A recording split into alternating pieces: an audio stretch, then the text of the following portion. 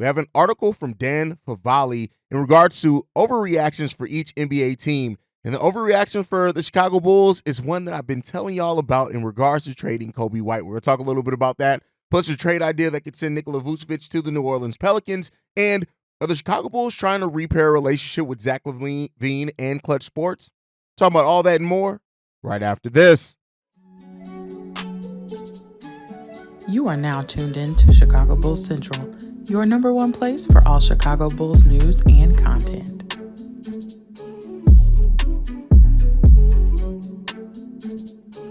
What's going on, Bulls fans? Welcome to another episode of Chicago Bulls Central, your number one spot for everything Chicago Bulls related. I'm the host there, Haize, but more importantly, you guys can follow the channel at Bulls Central Pod on every social media platform we happen to be on. With that being said, let's go ahead and get into this content for today, y'all. I want to start off with this article from Dan Favale in regards to overreactions for each and every NBA team. And we're starting off with the Chicago Bulls in this. And they said the overreaction is that Coby White will be traded by the 2025 trade deadline. Now, if you guys have been watching me over the course of the offseason, we've had a lot of new subscribers and followers over that time, so maybe you haven't been. But one of the things that a lot of people have been overreacting to is regards to Coby White and Ayo Dosunmu for that matter, in regards to saying, well, you know, they're either you have the narrative of they're not going to be star level players. You can't win with those guys. You have to trade them now to get anything back where their trade value is high.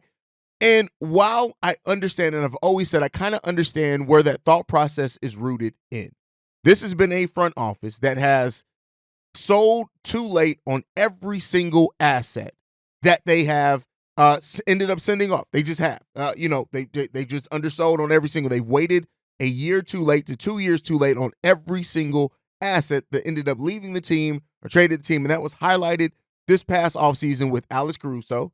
Reportedly you could have got 2 first-round picks at the trade deadline. You walk away with Josh Giddey, who, again, I'm not a Josh Giddey denier, right, or anyone like that. Like, Josh Giddey's cool, and I think he's going to have an opportunity to really show what he brings, things like that.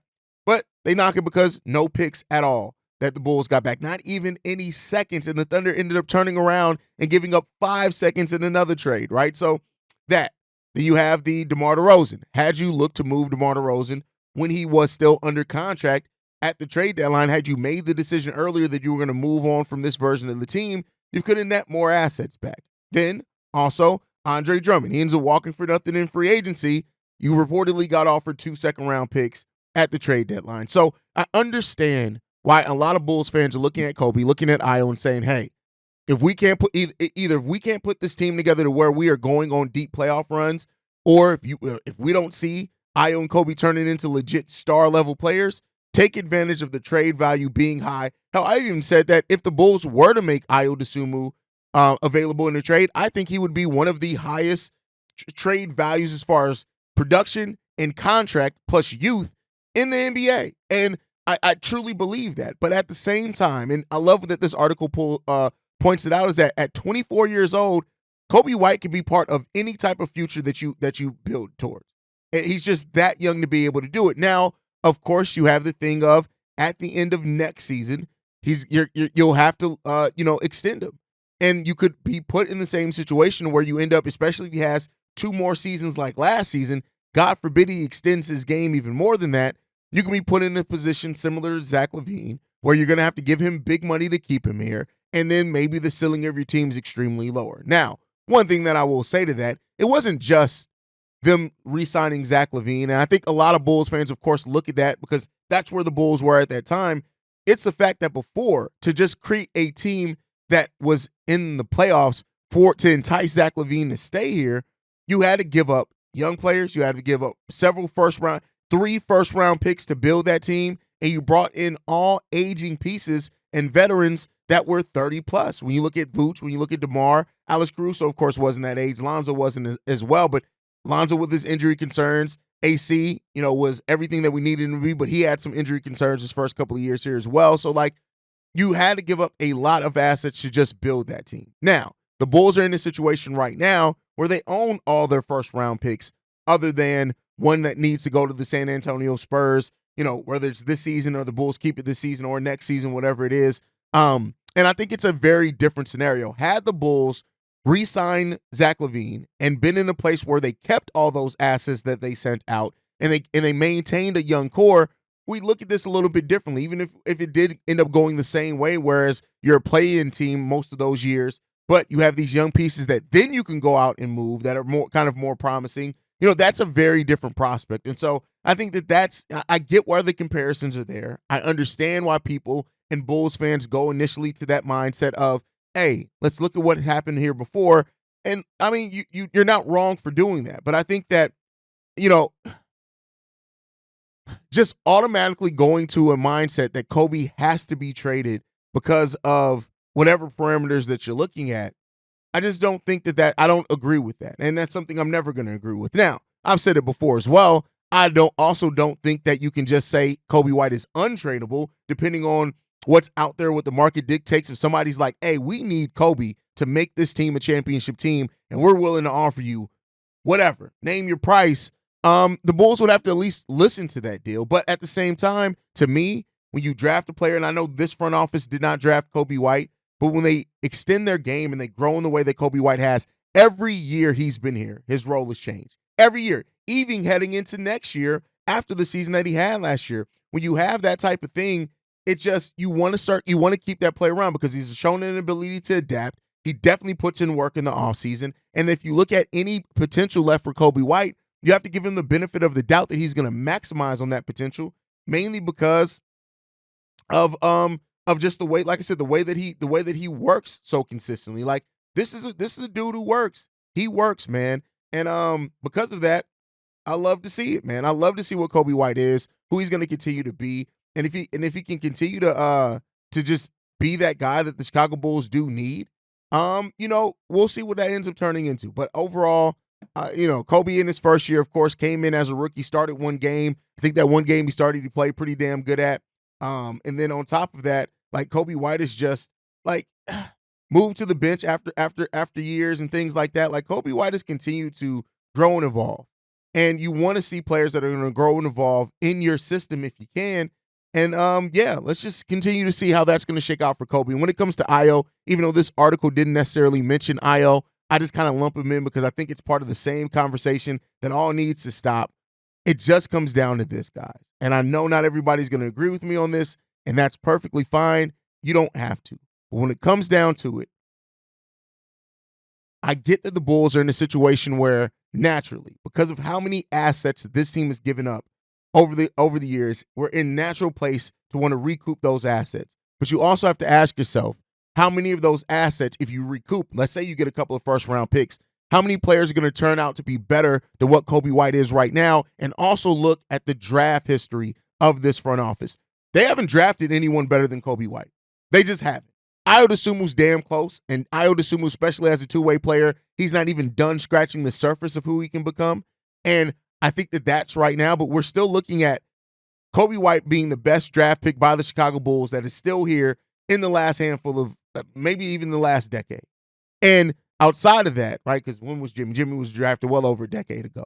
And then outside of that, you have Ayo Dosunmu, right? And so because of this front office, Ayo's turned out better than Patrick Williams as of right now. He's better than Dalen, better than Julian Phillips, way better than Marko Simonovic, who's out the league. So, like, I get looking at draft assets, and make no mistakes about it, that's what gets you a lot of bites at the apple. But you got to also factor in and think about this while you're having all the think pieces on why Coby needs to be moved and what Coby won't or will turn into. Has AK shown any ability, AK and Eversley shown any ability to go out in the draft and get somebody better than Coby White? Miles Vucevic has the chance to be that. Make no mistakes about it. He has one of the highest upsides. That doesn't mean that he's going to necessarily hit on that. We see. I hope that he will. I think that he will, right? Don't want to overlook Miles Vucevic in this as well, but like, let's just be clear here. We don't have the history of drafting from this front office that shows any type of ability to think that, hey, we just recoup a bunch of draft assets, that's going to necessarily put this team in a much better position than what we're going to be at, because AK and Eversley, for the most part, has been a crapshoot. It's been a crapshoot. And yeah, Julian Phillips is not done yet. Dalen Terry is not done. These guys, you can't write them off quite yet to say who or what they're going to be in their NBA careers.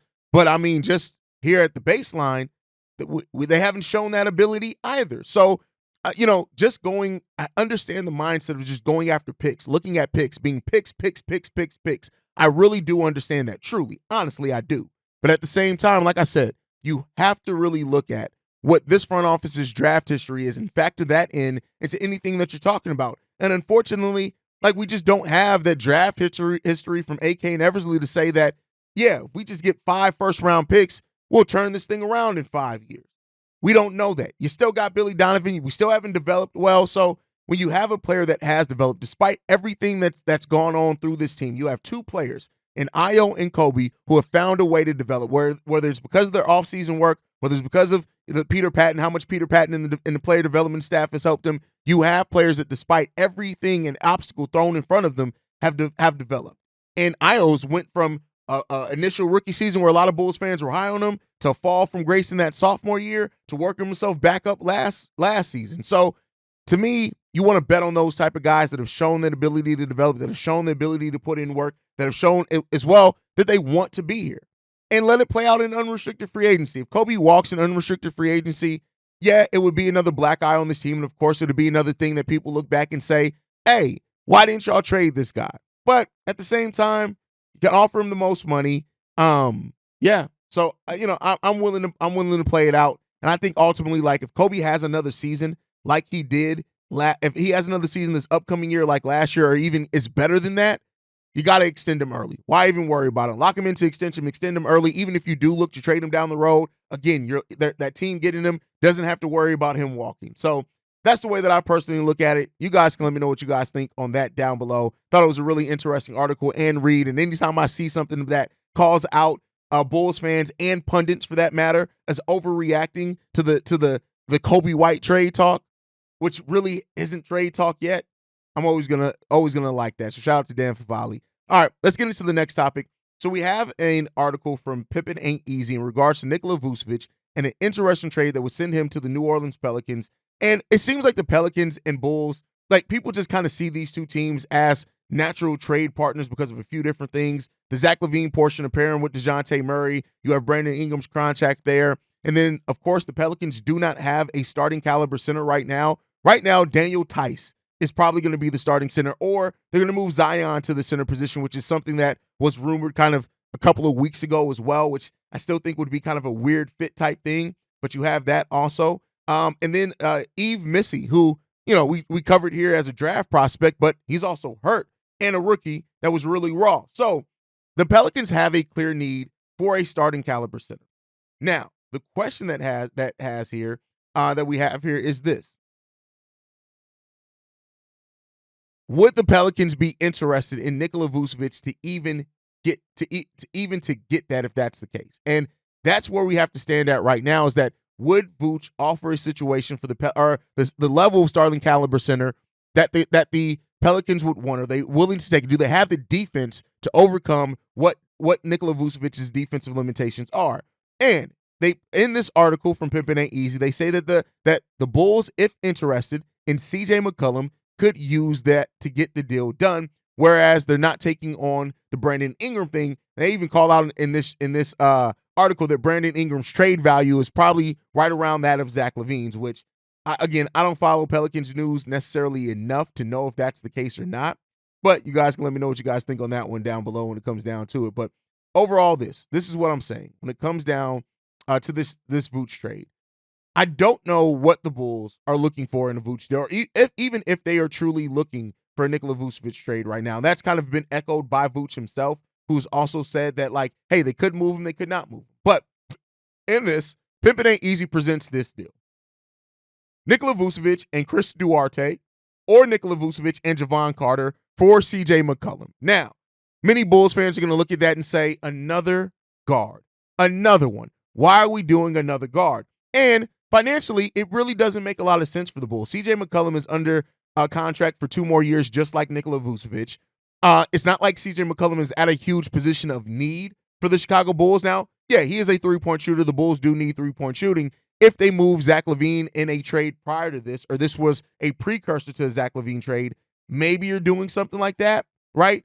But then they also throw in at the end of this article, because they thought about that as well, and they said, well, you can also try to reroute CJ McCollum's salary to the Detroit Pistons, who have a little bit more financial flexibility with having $10 million in cap space right now to add a veteran to their young core. And that's where I start getting a little bit more interested in this. Now, the thing is then at that point, what are the Bulls getting back from the Detroit Pistons? Is it just second-round picks, which they do have second-round picks to include in that type of deal? And so you have to ask yourself at that point, would sending off Nikola Vucevic and Javon Carter, who I'm not against sending out Javon Carter in any trade, and only netting back, in that case, draft picks, because at that point you're sending off CJ McCollum, you're probably getting something expiring back from the Detroit Pistons, which I'm a little worried there as they have Tobias Harris and they have Tim Hardaway Jr. on the same team. That's a little bit like, I don't really want to take either one of those guys back in the trade. Like I don't want to do it. I don't really want to do it. But if that's what it took and you're getting draft capital back, would multiple second-round picks be worth it in that case? Keep in mind, Tim Hardaway Jr., $16 million expiring contract at the end of this season. So there is that case where you're at that point, you are gaining that a little bit of extra financial flexibility next year with not having Vooch on the books, right? So that's the type of thing that they can look to do as well. Now, Tobias Harris has a 2-year deal, and also and they just signed him, so they really can't trade him yet either into the mid part of the season. They do have Malik Beasley, who's another expiring contract, but it's only $6 million, so they would have to include other deals in that as well. Jaden Ivey's a player that the Pistons reportedly were interested in shopping before, but that was with the previous front office. This front office may want to evaluate him. So there's that type of thing that can get it done. Now, I'm not saying that this is going to be the type of trade that actually happens. I'm not saying that at all. But when you also look at the Detroit Pistons, they have 3 second-round picks in the 2025 draft. And why is that important?